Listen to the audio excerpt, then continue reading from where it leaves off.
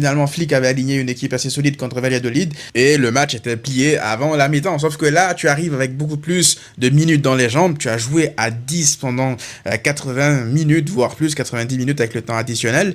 Ça commence à s'enchaîner en fait, ça faut pas oublier. Donc, je sais pas, vous, qu'est-ce que vous préférez, mais moi, à titre personnel, je préfère avoir des rotations. Ça, c'était le 11 qui avait joué finalement contre Villarreal. Il y avait Ter Stegen, malheureusement, qui s'est blessé. Inaki Peña l'a remplacé assez vite. Mais déjà, je vais faire revenir Koubarsi dans le 11, ça c'est sûr et certain. Dominguez, il m'a pas du tout rassuré. Koubarsi, tu as besoin de lui dans ce type de match-là parce que si tu dois faire débloquer des blocs bas, tu as besoin de mecs comme lui, comme Inigo, qui je pense sera titulaire. Gérard Martin aussi va céder sa place, je pense, à Alejandro Balde parce que tu auras besoin d'animer les couloirs.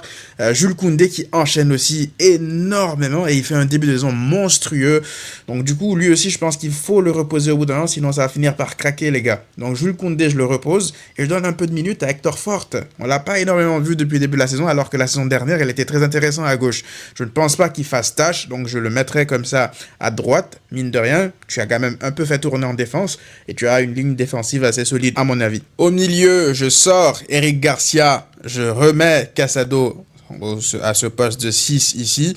Je garde Pedri et je garde Pablo Torre. Oui, je pars avec ce milieu-là. Déjà, pour récompenser Pablo Torre de son bon match face à Villarreal. Il sera dans une bonne lancée.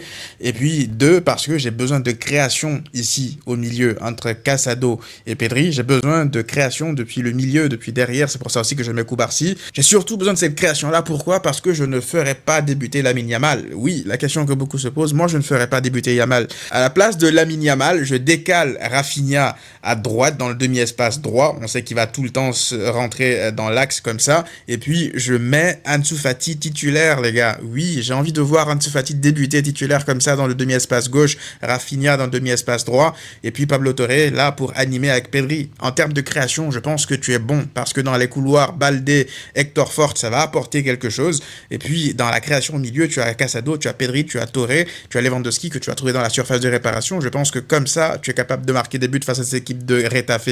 Ça permet de faire souffler des joueurs importants. Même Rafinha, moi j'aurais pu le faire souffler parce qu'il enchaîne, il court beaucoup, il se dépense énormément. Sauf que voilà, j'ai pas envie de débuter avec Ferran Torres, je vais pas vous mentir. Ferran Torres à droite, j'ai pas envie de voir ça, même si on l'a pas encore essayé cette saison. Pau Victor aussi, il aurait pu jouer à droite, mais j'ai plus confiance en Rafinha pour faire souffler Lamine Yamal là à droite que quiconque. Donc je partirai avec ce 11 là. Moi je ne cherche pas les amis à gagner 7-0, 5-0 face à Retafe. Si ça arrive, tant mieux, je serai super content. Mais ce qui m'intéresse le plus, c'est la santé des joueurs sur le long terme, le moyen terme. Tu as besoin de gérer les minutes des joueurs. Retafe, ce n'est pas une foudre de guerre cette saison. Ils sont 18e encore une fois du championnat. Le Barça n'est pas le même Barça que lors des dernières années. Je pense qu'avec ce 11 là, Flick serait capable de repartir avec un résultat positif, un 3-1, un 3-0.